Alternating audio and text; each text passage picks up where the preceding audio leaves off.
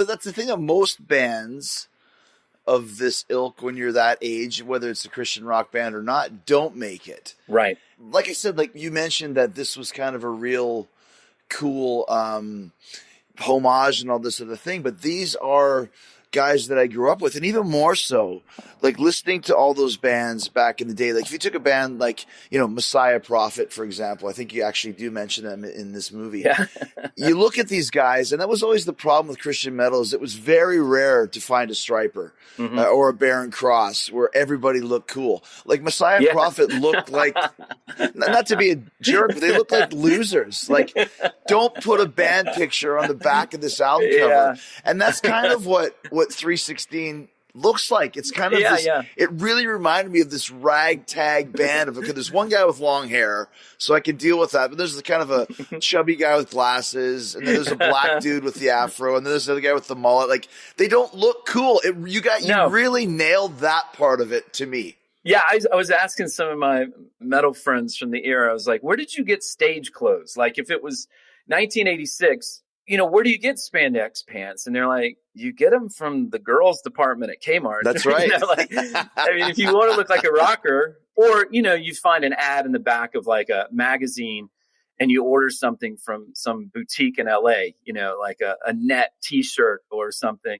So the idea of this makeshift band trying to put it together was definitely a big part of the appeal of the movie. They don't look like rock stars until the very end. Yeah. When they do actually kind of look like Stryper. And I think, I'm not sure if they actually do. I think that's the guy telling us the story. I think that's in his memory a little bit. I think that's where he's starting to leave the earth and it's turning into myth.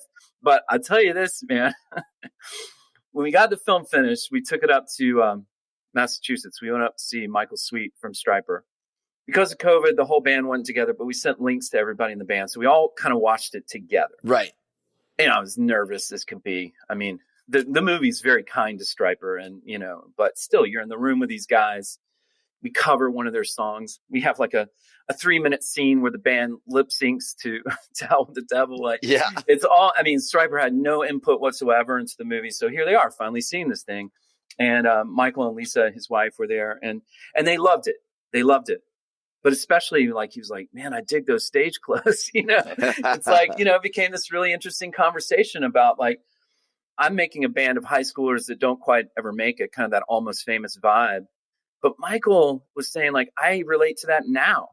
I relate to playing shows where the crowd's not into it, or they're making fun of us, or, in some way dissing us or disrespecting us. He's like, I remember when we first got those Bumblebee costumes, that was key to that whole metal scene, that hair metal scene at the time. We had to have a look, and it had to be unique, and it had to compete with people like Crew and Poison and everybody else.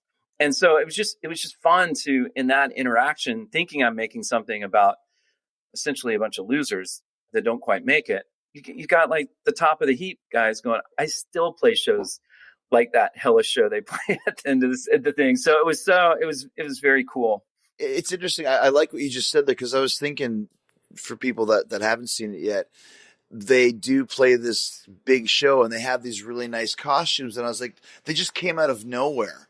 I like the fact that you say in his recollection, he's remembering it to be that way. Yeah. It's also very choppily edited at that point. It goes right from the death metal band into them with no introduction, and we don't see any positivity at all. It goes right into just this barrage of booing. Yeah. What was your mindset for that? It was a trauma. We like to be nostalgic for the past and think about the good times, but a lot of us have wounds. We have things that went wrong in our life, and it's hard to shake them. And I think the young man, or the man, our age guy that's telling us the story, he's telling you the story, what happened in 1986. I think he's definitely haunted by what happened. Mm-hmm. And he's missed some things. That's one of the key things about the movie, and one of the reasons why we edit it the way we edit. Our memories are weird, man. I mean, we can remember some things that we wish we could forget, and then we forget things we wish we could remember. Right. And I think as he's telling the story, he's told the story 100 times, and no spoilers at the very end. But this time he learns something different in the telling. And essentially he learns that the story I've been telling, I got some of this stuff wrong.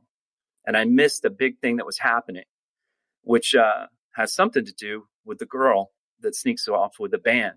He doesn't know that until now. And sometimes when you're middle-aged guy in the middle of your life, sometimes these epiphanies, sometimes these things that we were suddenly realize about our life, they just kind of come at you out of nowhere and they just hit you and you're like, damn, where was I? I should have learned that like 20 years ago. And it suddenly hits you. So it is that kind of movie. It's a memory movie. And a guy trying to tell you the story, he says, I'm going to tell you as best I can remember. But on top of all that, it's just a bunch of dumb fun. I mean, it's just so much fun to go on that ride with them. And the goofiness of wanting to be Stryper like rock stars and the reality of being like I said, Napoleon Dynamite morons that are just cutting up with your friends is kind of the beauty of the movie. It lives in that space. So when you first come up with this idea for the script and you want to have them kind of chasing the Stryper rainbow, I mean, obviously you want the blessing of Stryper. Do you have to get the permission of Stryper? If they would have said no, would you have used another band? I mean, kind of how does that whole thing work? Okay, so early on, when I first wrote the script, I think it was about 6 or 7 years ago, the first title of Electric Jesus was To Hell with the Devil. Like, it was like my working title. Right. And I like that because there is a weird Japanese movie called To Hell with the Devil, or it's translated into English To Hell with the Devil. But it was reminding me of Stryper, right? And I was also thinking, you know, how Stryper's playing off To Hell with the Devil, Go to Hell Devil is what the play there. I was actually thinking this journey this band was on was going to hell with the devil. It was going to land in it. So I kind of had this working title. Title's a fair game. You can call it anything.